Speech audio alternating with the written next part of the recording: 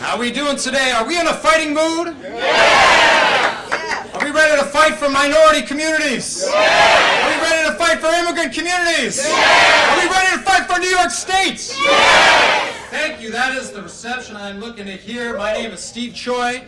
I am the Executive Director of the New York Immigration Coalition. And let me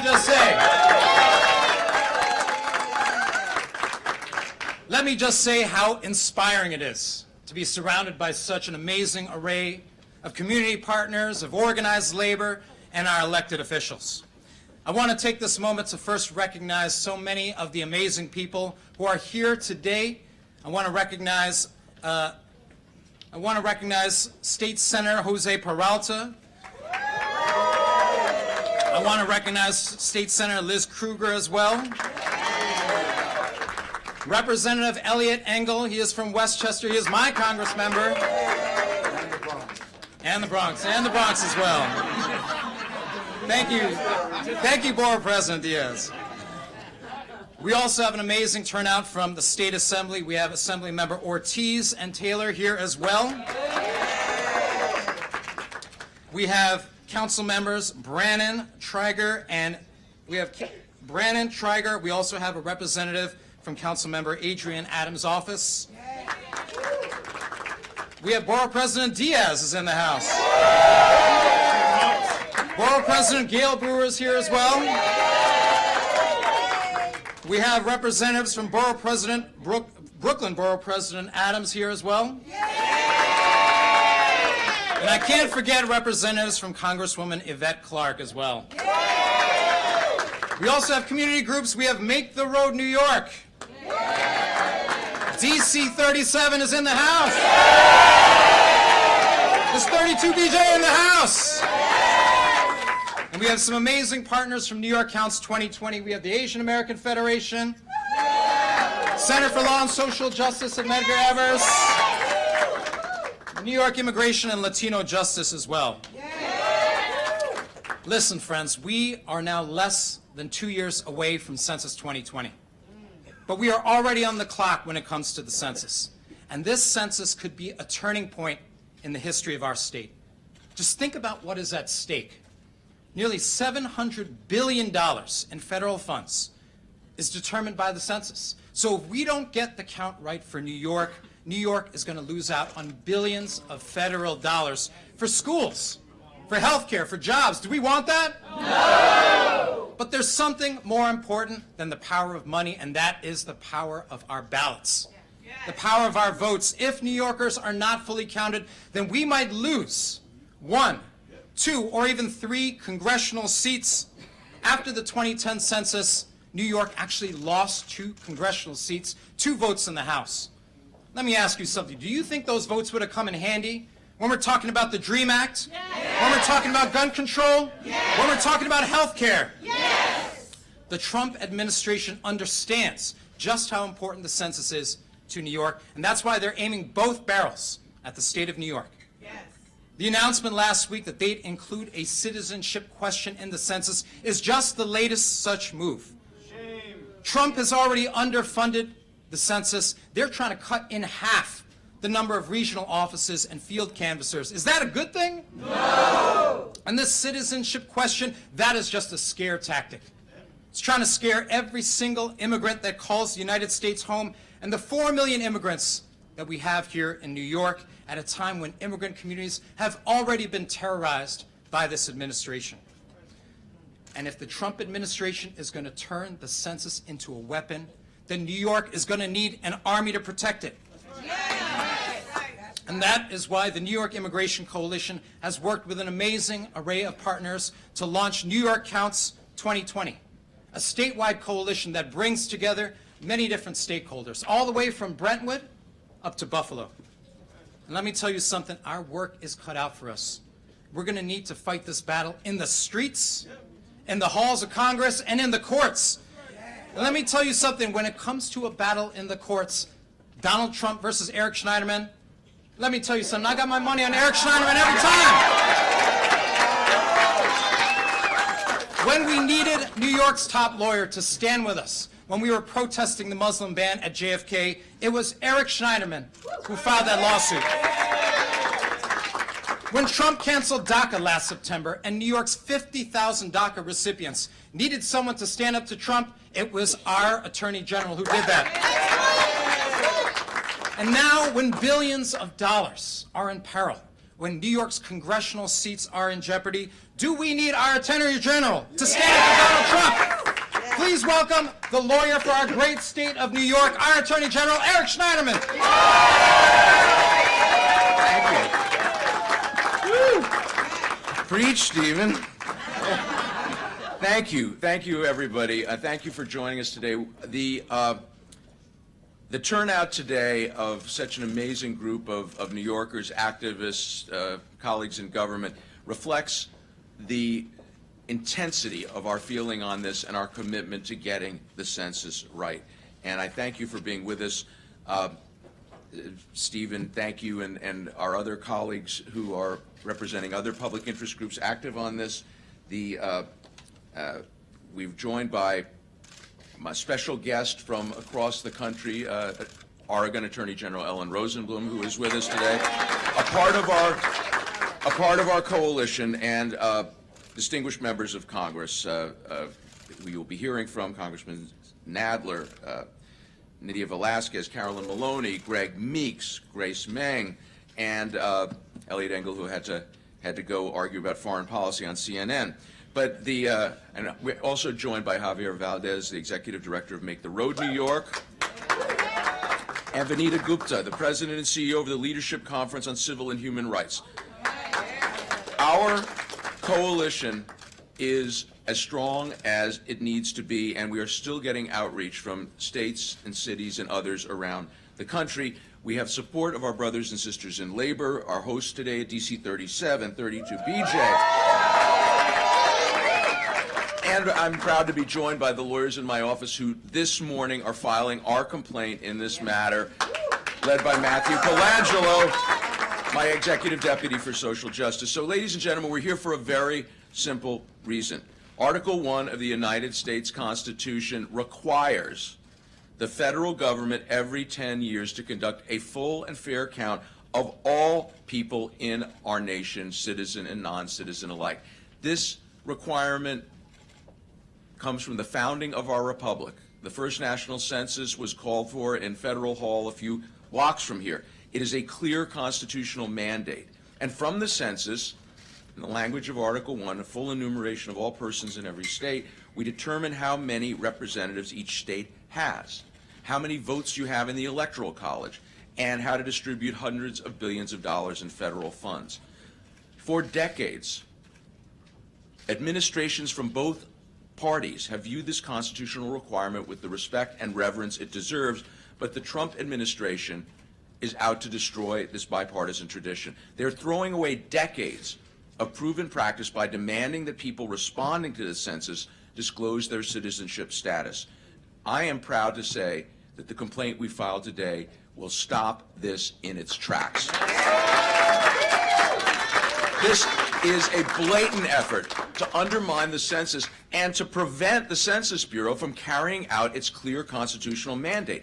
Decades after decades, census officials have said very clearly that simply asking about immigration status will create an environment of fear and mistrust in immigrant communities, communities of color, and dating back to 1980, when the Census Bureau was asked to add a question on citizenship status, they rejected it. And they stated, and I'm going to quote them, "Any effort to ascertain citizenship will inevitably jeopardize the overall accuracy of the population count." This is the Census Bureau. "Obtaining the cooperation of a suspicious and fearful population would be impossible if the group being counted perceived any possibility of the information being used against them. Questions as to citizenship are particularly sensitive in minority communities and would inevitably trigger hostility, resentment, and refusal to cooperate." Close quote. This position has been reaffirmed over and over again since then by census officials. In 2009, all 8 former directors of the Census Bureau, under both Democratic and Republican presidents, affirmed that a citizenship question would depress participation in the census and would lead to a significant undercount, undermining the purpose of the census. And it is not just undocumented people who would be afraid in this situation. Anyone with a mixed status family, or really anyone who's concerned about the anti-immigrant animus, and courts repeatedly have found in cases I have brought that this administration has an anti-immigrant animus, will be scared. And we had to hire enumerators to try and follow up with people who wouldn't respond to the census in 2010. How much worse will it be now with the atmosphere created by this administration? So it is important to realize that to get an accurate account of our communities, the census has to send people door to door to get responses from those who haven't submitted their forms. The prospect of someone saying, I am from the Trump administration, knocking on your door to ask a question about citizenship would understandably provoke real fear. This is not just a matter of trying to be accommodating or not accommodating to immigrants. The Constitution requires us to count everybody. It requires the Census Bureau to count everybody. And one of our claims in our lawsuit is that you cannot undermine a clear constitutional mandate. You cannot impose burdens on people that would interfere with a clear constitutional obligation. So we know that this would have a devastating effect on New York, where we have millions of immigrants. And we also, another part of our complaint is that the purported reason for this change is transparently a pretext. This is Attorney General Jeff Sessions all of a sudden getting religion, saying, oh, I want to enforce Section 2 of the Voting Rights Act. I'm concerned about what Jeff Sessions has not run one case under Section 2 of the Voting Rights Act since he's been Attorney General, and in his confirmation hearings said it is an intrusive piece of federal legislation. So I'm not sure what prompted this turnaround, but we argue, and with substantial evidence, that this is really just an effort to punish places like New York that welcome immigrants, that are accommodating to immigrants, and embrace the American tradition of open arms for all. So we stand to lose money because this determines congressional representation and the Electoral College. We stand to lose political representation. This is an affront to our national ideals. This is an affront to the Constitutional. The Census Bureau, in proceeding this way, with a letter from the Justice Department in December, has rushed a question through without following any of the Census Bureau's own protocols and standards. It violates their duties under federal law. It violates their duties under the Constitution. It's unlawful. It's unfair. And that's why today I'm joining with 18 attorneys general, 6 cities, and with the bipartisan U.S. Conference of Mayors, representing Republican and Democrats in red states and blue states, to block the Trump administration from adding this dangerous and damaging question to the census. We will fight to ensure that the census is full and fair. And now I'm going to say a few words in Spanish, and then we got an all-star lineup of speakers that you're going to hear from. Demandar la ciudadanía en el censo es ilegal y una imprudencia del presidente Trump. Mi oficina lidera demanda multiestatal para proteger a los neoyorquinos y garantizar un censo preciso y justo. And now, let me turn it back to our brilliant MC and a great ally and colleague in this, Steve Choi. Thank you, Attorney General Schneiderman. We will need your leadership as New York's top lawyer in this fight. Next, I have the distinct pleasure of recognizing an Attorney General who has come all the way across the country to join us today. I'm going to do an Attorney General census count and say we have 4% of the nation's Attorney Generals in the room with us. This Attorney General has been one of the most progressive Attorneys General in the entire country. She has filed a lawsuit around the Muslim ban, and she sued ICE when they're trying to make arrests in Oregon, and she has come from Oregon to be with us today. Please welcome the Attorney General of the state of Oregon, Ellen Rosenblum. Thank you so much. As the Attorney General of Oregon, I am so honored to be standing here in New York with all of you. It is especially meaningful to me to be here because both my parents were born and raised here in the Bronx and and my mom in Manhattan. And my grandparents and my great-grandparents came to these shores. as immigrants. It is also a special treat to stand with my colleague, Attorney General Eric Schneiderman, who has taken the lead on so many of our multi-state cases in the past year plus, proving that together there is power in state attorneys general working together to get results. No case we have worked on together, however, is more important, significant, or urgent than this one. We are required to know who, where, and how many residents live here. Yet this question about citizenship discourages accuracy and inclusion, and it runs counter to the intent behind the law as inscribed in our Constitution. State attorneys general from across this nation are committed to making sure every voice is heard because we believe that every person in America counts. Thank you for including me today.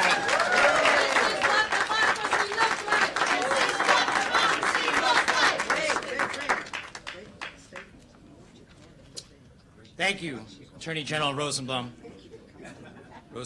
Next, I have the distinct pleasure of introducing a congressman who has stood with us when we were at JFK protesting the Muslim ban. He has continued to stand up against Donald Trump every single time, and as the ranking member of the Judiciary Committee, we will need him to stand up many more times. Please welcome Congressmember Jerry Nadler. Thank you very much. First, let me congratulate Attorney General Schneiderman and Attorney General Rosenblum for taking the lead in this. And Eric Schneiderman, as he's taken the lead in so many other issues. And what a great Attorney General we have in New York. We're very, very lucky. This is a brazen attempt by the Trump administration to cheat on the census, to undermine the accuracy of the census, and to attack states that have large immigrant populations. States, most of which just happen to be Democratic states. This is an attempt to steal congressional seats from those states, to steal electoral votes from those states and move them to more congenial states likely to vote Republican. It is an attempt to steal billions and billions and billions of dollars of education aid and housing aid and infrastructure and you name it from these states. And it is brazen and unconstitutional. But it is part of a pattern. We have seen this pattern from this administration and from other Republicans to cheat at democracy, to cheat the system, to suppress the vote, to demand things like voter IDs so that minority groups will have fewer voters. And we've seen it work. We must stop it. We cannot have a deliberately skewed census. It's too foundational for American democracy. So I congratulate, and it is so brazen an attack on the Constitution, I don't think it can stand up in court. And I congratulate Attorney General Schneiderman for taking the lead and leading us in this attempt to defend the Constitution, to defend all the rights of all Americans, and the rights of immigrants, but the rights of people who live in states which have been hospitable to immigrants, which should be every state, but unfortunately isn't. Thank you. Thank you, Congressman. This next speaker needs little introduction.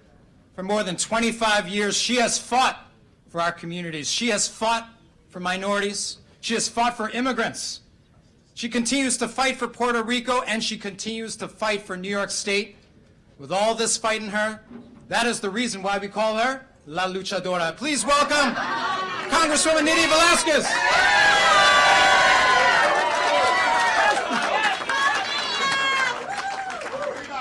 Thank you, Steve. Good morning, everyone. I am just so proud to be able to stand here with all the elected officials, and particularly our congressional delegation, the state members who are here, both the Senate and the Assembly, our borough presidents, and our two top cops, Eric Schneiderman and Ms. Rosenblum. Thank you so much. We are counting on you. Last week, we held a press conference on this particular issue. And at that press conference, I said, we're going to fight this attempt, this blatant attempt to undermine our Constitution and undermine our democracy at every step of the way, whether it's on the streets, whether it's in the court, and whether it's in Congress. Because we are joining forces, and we're going to use every tool that we have to prevent the allocation of federal money to put forward this question. This president should be ashamed of himself. Time and again, he undermines our Constitution and he undermines our democracy. Why is it that he cannot bring himself to denounce Russia and to denounce Putin, but yet here we are. Here we are. He wants to instill fear and he wants to intimidate immigrants. Let me remind everyone that basically what they're doing is targeting blue states. The largest concentration of immigrants are either here in New York, California, oh, but wait a minute, what about Texas? You know, and the same way that Republicans in Congress now are running away from the tax bill, they're going to be running away from this issue because people know better. And they understand that if we want to provide the allocation of federal resources, $700 billion in federal aid to our state to provide services in education, public housing, hospitals, or roads and bridges, it's not only immigrants who are going to suffer. Everyone in the classroom, whether you are black, white, Latino, or Asian. So we have to fight. We have to come together and assemble all the community groups, all the stakeholders to fight for the future of our communities. So it's not only going to undermine the allocation of federal resources, but it's a political plot to undermine political representation in our states, whether it's New York, whether it's California, or other states. And it will provide a census that will undermine the accuracy and legitimacy of these numbers. Corporate America, how could you make planning decisions going forward if you don't have an accurate count? So I ask corporate America to denounce this blatant racist attempt to make America white, because that is the issue that he has under all this. Thank you very much.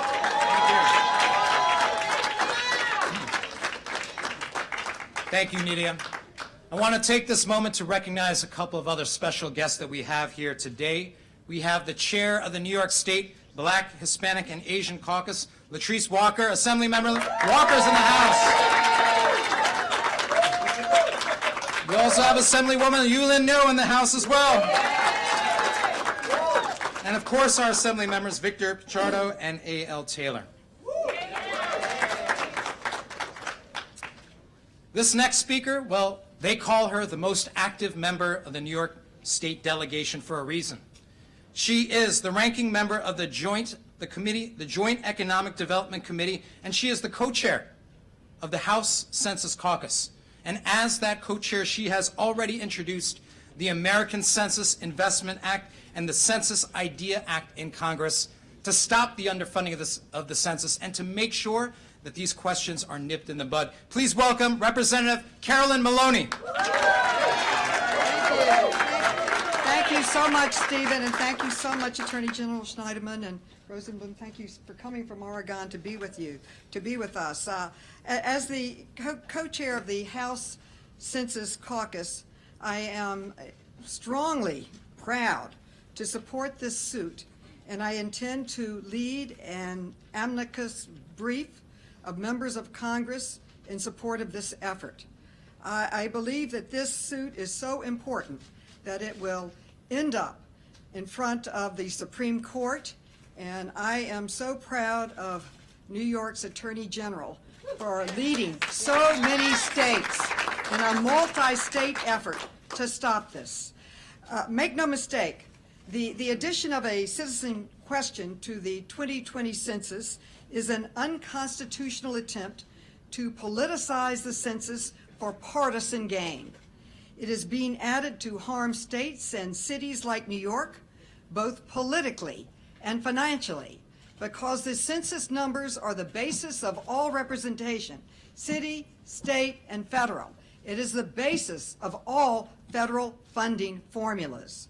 We are being unfairly targeted because we have large, diverse immigrant populations which we welcome and support. And that is why I am so strongly in support of not only fighting this suit, but have also introduced the 2020 Census Idea Act to prevent this and any other last-minute change that threatens the integrity of the census. All other census questions have been studied for 3 years. So they announced this in December, stick it in March 31st. It is unprecedented, it is wrong, and it's got to be stopped. Our Constitution mandates a full, fair, and accurate count of all the residents in our nation, regardless of their immigration status. This means that every person in this country needs to be counted in the decennial census. And if you're not counted, you're not represented, and you're not part of the funding, and your funding formulas will not be fair because they will not be accurate. But we know that that will not happen unless this citizen question is removed. Five former census directors have written the administration to warn it about the effect this question will have on the census response rate. And the Census Bureau's own data confirms it, and their own professionals confirm it. They are opposed to the addition of this question. The administration claims that a citizenship question is necessary to better enforce the Voting Rights Act. This is utter, complete nonsense. Voting rights experts have all made clear that this justification is disingenuous and wrong. The American Community Survey, which has been distributed monthly for the last 13 years, and before that, the Census Long Form, already includes such a question. And that has been an effective method of enforcing the Voting Rights Act since it was enacted in 1965 by a Democratic administration and enforced ever since by Democratic leadership. So no, this question isn't about voting rights. It's about intimidation. It's about singling out people who are living in the shadows and now may once again be too afraid to come out and say, I am here. Every effort must be made to fight this thinly veiled attempt to wage an unconstitutional assault on our census and our democracy. Our Constitution requires it, our taxpayers deserve it, and our democracy depends on it. Thank you, all my colleagues in government, for being here today in your leadership. Thank you, Congressman. Let me tell you something about the district of this next speaker. He represents communities. He represents African-American communities, Caribbean communities, Indo-Caribbean and South Asian immigrants, Latinos, and even some Italians. Let me ask you something. Is this kind of diversity what makes New York great? Yes! Well, this next speaker, Representative Gregory Meeks, can talk about the importance of counting each and every single slice of that diversity. Please welcome Congressmember Gregory Meeks.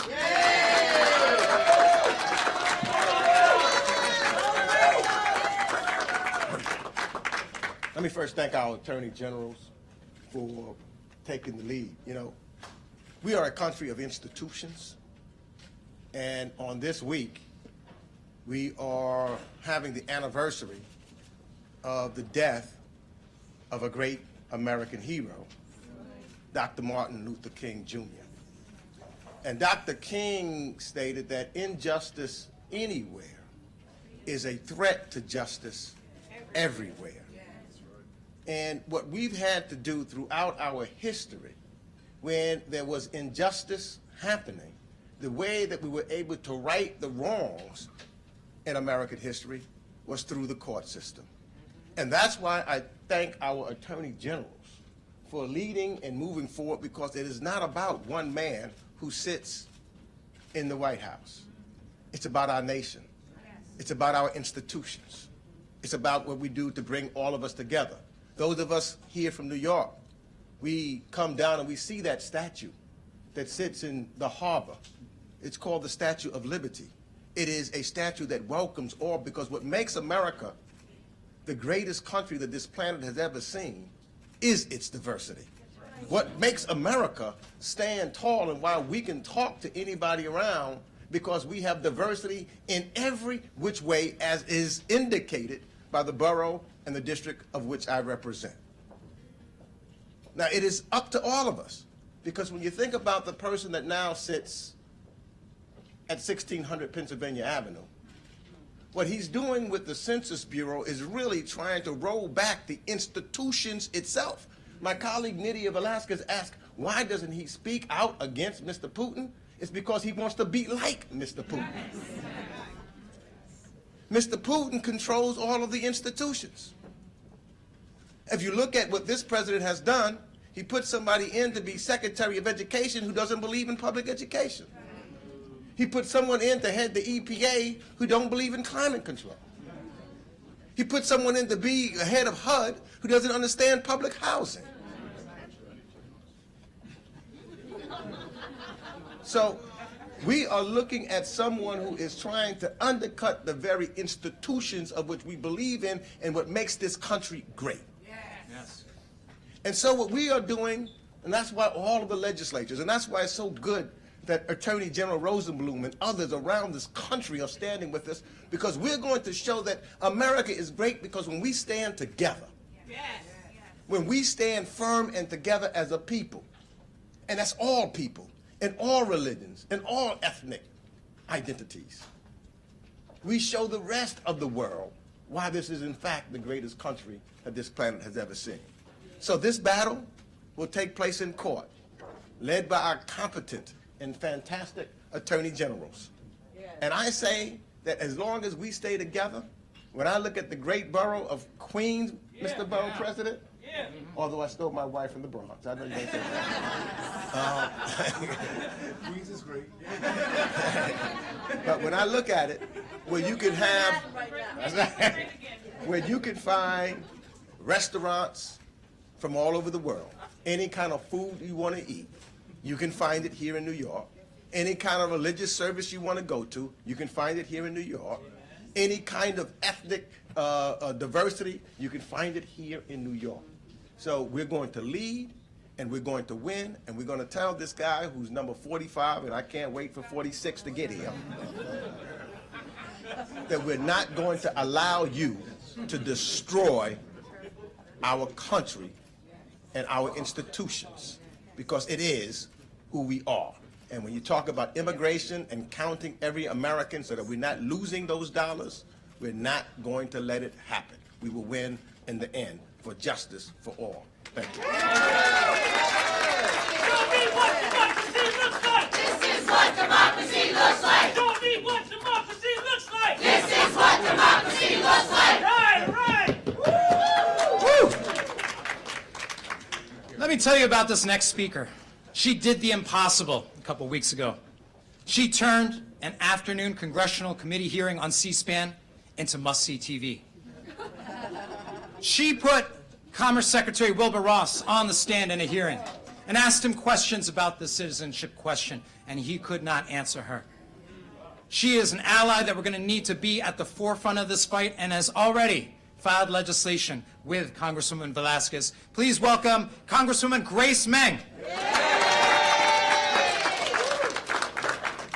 Good morning, everyone. Good morning. I'm so thankful for this amazing coalition behind me and with me and throughout the country here today. I want to thank our Attorneys General Schneiderman and Rosenblum. Thank you, Attorney General Rosenblum, for flying across the country to be with us today. Thank you, Attorney General Schneiderman, not just for your leadership here in New York and on so many issues that affect and protect our various communities throughout the state, but for leading this fight, for bringing together a broad and bipartisan coalition across the country to ensure that justice will be served. Like all of you and like all of the speakers that we've heard today, I am deeply troubled by the potential inclusion of this question in the census. The Constitution literally requires and mandates that the census count accurately every living person.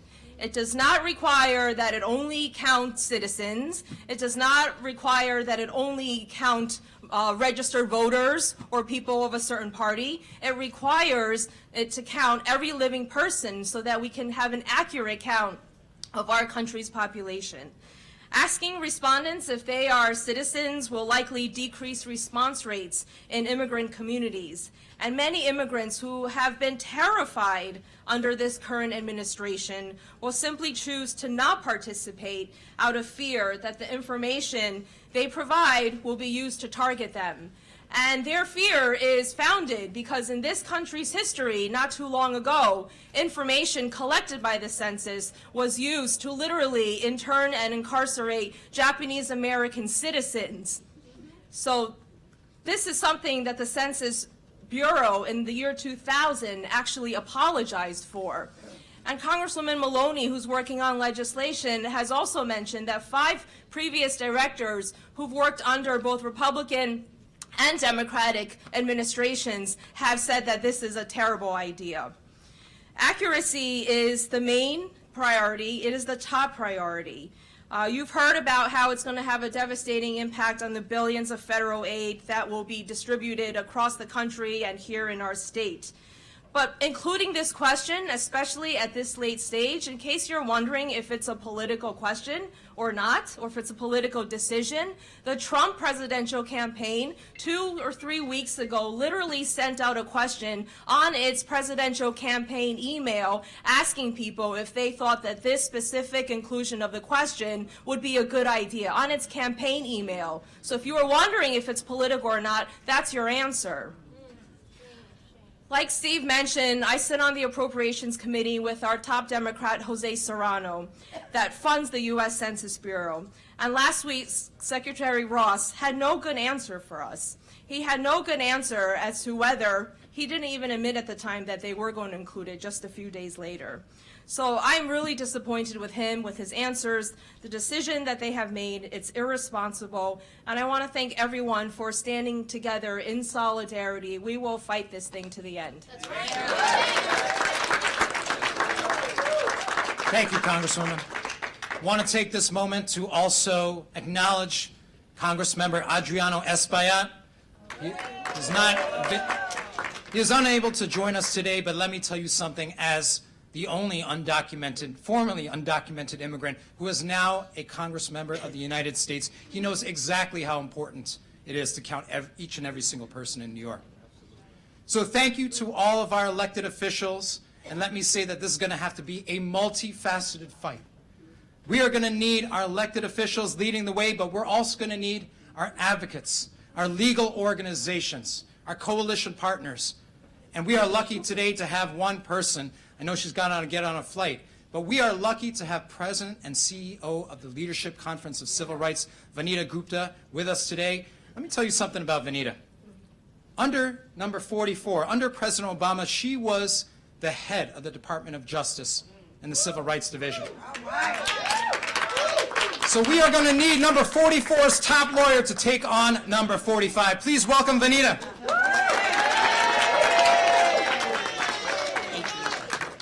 Thanks, everyone. It's a real honor to be here today, and I want to thank the leadership of Attorney General Schneiderman and all the state attorneys general for being behind us. I think it's hugely significant, too, that the U.S. Conference of Mayors has joined this lawsuit for standing up for what's right and for standing up for the Constitution. I'm now here in support of this lawsuit. This administration, the Trump administration, has violated the 14th Amendment and the Enumeration Clause of the United States Constitution. Last week, when Commerce Secretary Wilbur Ross caved to political pressure and added the citizenship question to the 2020 census, there was no question about how wrong this was and how much we need to fight it. Since the enactment of the Voting Rights Act in 1965, the census has not included a question on citizenship, which means that this data has never been necessary to enforce our civil rights and voting rights laws. And I should know, I was the head of the Justice Department Civil Rights Division that oversaw the enforcement of the Voting Rights Act during my time. It's simply laughable that Jeff Sessions, the United States Attorney General, who as recently as January 2017 called the Voting Rights Act intrusive, and who has failed to bring a single case, who has rolled back civil rights over and over again, suddenly found religion, as Attorney General Schneiderman said, to enforce the Voting Rights Act. Secretary Ross's decision was a failure of leadership.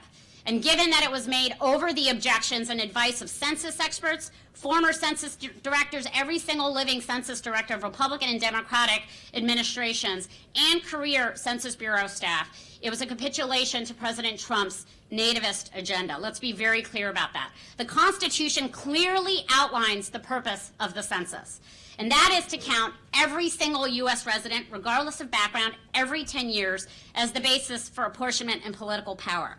And while the census may have political consequences, the conduct of the census must be strictly nonpartisan and non-political. There should be no sides when it comes to the census. It is the bedrock of our representative democracy. And we have now seen a groundswell of bipartisan opposition to this question from business leaders, from Republican and Democratic mayors, from former Census Bureau directors, from Republican and Democratic administrations, from statistical experts and others. But we are proud today, as the civil and human rights community, stand by Attorney General Schneiderman with his leadership of states attorneys general and elected leaders across the country who are defending the census to save our democracy. Thank you very much. Thank you, Vanita. And for our speakers, last but not least, is one speaker who represents the boots on the ground that we are going to need. Because you see, we are going to need to fight this battle in the courts and in the halls of Congress and in the streets. And there's no better organization to wage this battle in the streets than Make the Road New York, which brings thousands of Latino and working class members to this battle, and they are going to be a critical force in this. Please welcome Javier Valdez, the co-executive director of Make the Road New York.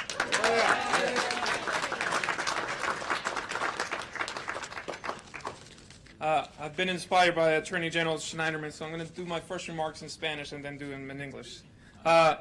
Mi nombre es Javier Valdez, soy el codirector ejecutivo de Se Hace Camino Nueva York. De parte de los miles de miembros de nuestra organización, de todo el estado, le quiero dar gracias al fiscal general Eric Schneiderman y a la fiscal general de Oregon por hacer esto el día de hoy. Sabemos muy bien lo que quiere hacer esta administración en la Casa Blanca. Ellos quieren intimidar la comunidad inmigrante y nosotros no lo vamos a dejar que eso suceda. Y qué mejor tener a un fiscal general que ya ha llevado a esta administración más de 100 juicios en contra de ellos para defender nuestros derechos. Cuando el presidente Trump quiso quitar el programa de DACA, el programa para los soñadores, para que ellos se puedan permanecer aquí en este país, él se juntó con nosotros y gracias al juicio que él hizo aquí en Brooklyn, el programa de DACA todavía continúa el día de hoy. Entonces, eso es lo que necesitamos. Tenemos que tener la pelea no solo en la calle, pero tenemos que tener la pelea en la corte. Y tenemos un fiscal general que está liderando esta batalla de una manera grande. Entonces le queremos dar gracias a Eric Schneiderman y la fiscal general Rosenblum por liderar esta campaña para asegurar que el censo no se va a utilizar en contra de nosotros y que vamos a ganar esto porque estamos ganando el futuro de nuestro país.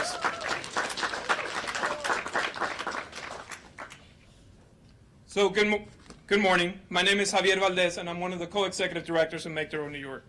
On behalf of all our members across New York State, I would like to thank Attorney General Schneiderman and Attorney General Rosenblum for leading the fight once again against this administration. This administration has made it very clear that they want to intimidate immigrant and working class communities of color across this country. Well, you know what? We will not be intimidated, and we'll continue to fight back. And who better to lead this fight with us than the Attorney General who fought with us to ensure that the DACA program, the program that really supports dreamers across this country, is able to remain. The same way that he led the fight for DACA, he's going to lead the fight to make sure that the census is not being politicized by a white nationalist agenda. Because we know very clearly the Secretary Ross' decision to add the citizenship question in the census is a direct assault on our democracy. Asking about citizenship will put the whole process at risk by deterring many from participating in depriving communities of the representation and resources they so desperately need. This is a reckless act, and we are happy to have Attorney General Schneiderman by our side. So let me be clear. The decision made by Secretary Ross is bad for the census, is bad for our communities, and is bad for our country. Thank you so much.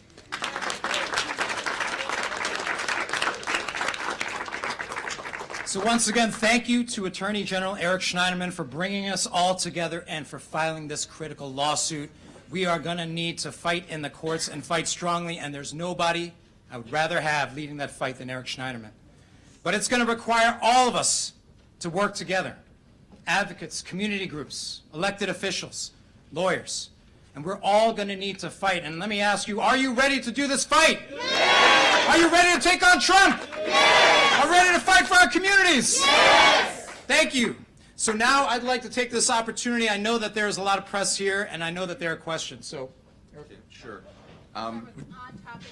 If you direct this to Amy and identify yourselves. Please just identify a name and outlet. Hi, Mike Sack, Channel 5 WNYW. You mentioned this could go all the way to the Supreme Court.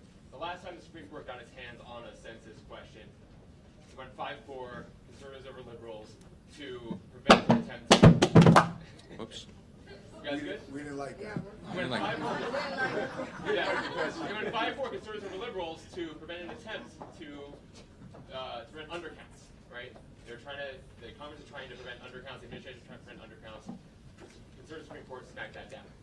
The court's more conservative now, same one that struck down Section 5 of the Voting Rights Act. What makes you think that this challenge would meet with approval by that Supreme Court, especially if they're already perhaps not all that interested in finding animus by the Trump administration? We have succeeded in proving animus by the Trump administration in all of the cases, striking down the various incarnations of his travel ban, in the DACA case, in our efforts to defend transgender troops. This has been something that has been established over and over again. I don't know that this case even gets to the Supreme Court because our constitutional claim is so straightforward. We have never had a Census Bureau at the last minute attempt to fly in the face of every expert on this issue that says this will directly undermine the constitutional mandate to count every person. And the 14th Amendment clearly states you have to count every person in each state. And there is no evidence on the other side that says this will not interfere with their effort to get an accurate count. So I think we have a very good shot, and we've prevailed on this before. The animus undergirds your argument here that the same travel ban... No. We don't have to... We think that explain this. Yeah. We don't have to prove animus to succeed in our constitutional claim or our Administrative Procedure Act claim. One of the bases for an Administrative Procedure Act claim is the pretext of Jeff Sessions' purported reason, and that's where the animus issue comes in. But it is not as central to the case as even it was on the travel ban or DACA cases. But in those, the court's using the president's own words, established in his own tweets. His Twitter account is the gift that keeps on giving, as far as lawyers are concerned, that he did have an animus behind this. Congresswoman Maloney from Manhattan, Queens, and Brooklyn. I was deeply involved with that case. I was at the Supreme Court when it was argued and was one of the involved in several suits that led up to it. And this case is very, very different. That case was based on sampling, a statistical method of adjusting for the undercount. It was a statistical difference from this. This is constitutionally mandated in the Constitution. It is the only mandate or requirement in the Constitution that requires the executive to act. And it very clearly says everyone should be counted. And I think you will see an outpouring of bipartisan support from the business community that depends on the census for their planning for the future, from the not-for-profit community, and from the Conference of Mayors that we heard from, because this is fundamental to our Constitution. That is almost technical compared to the fundamental constitutional basis on which the attorney generals. I think it's staggering that 18 attorney generals have joined to be part of this effort. This is a totally different effort, and you can't. It is not in any way related to the undercount deal that was argued roughly 10 years ago.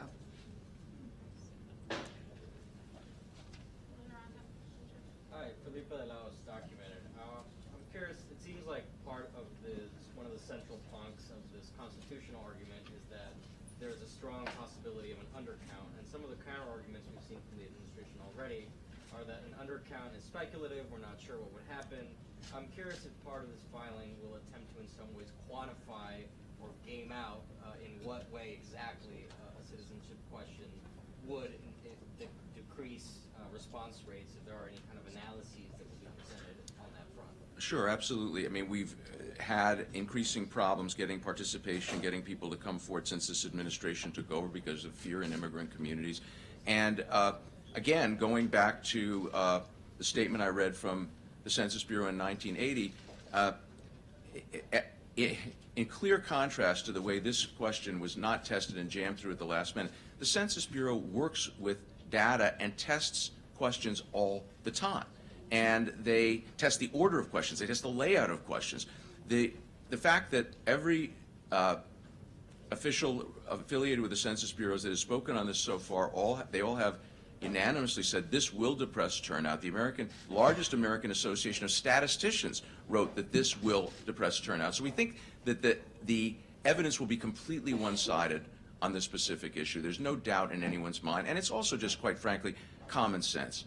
In a time when immigrant communities are afraid, and we have reports that they are reluctant to come forward to the police in cases of crimes, they're reluctant to come forward to hospitals if there are health issues, moving away from a federal official from the Trump administration knocking on your door to ask about your citizenship, that's pretty much of a no-brainer. So we think the evidence will support us. We also think it's a matter of common sense. Hi there, Tara Prindiville, Fox News Channel. You have 18 attorneys general across the U.S. joining in with you. Why did California choose to file separately? Why is it not a joint effort with California? I don't know. They decided to file in California, but everyone else is filing with us here. We love New York. We love New York judges. We love New York judges. Are there any material differences between Javier Becerra's suit and your suit? I've not seen the complaint, but I don't know. Thanks, everyone. Thank you. Thank you all.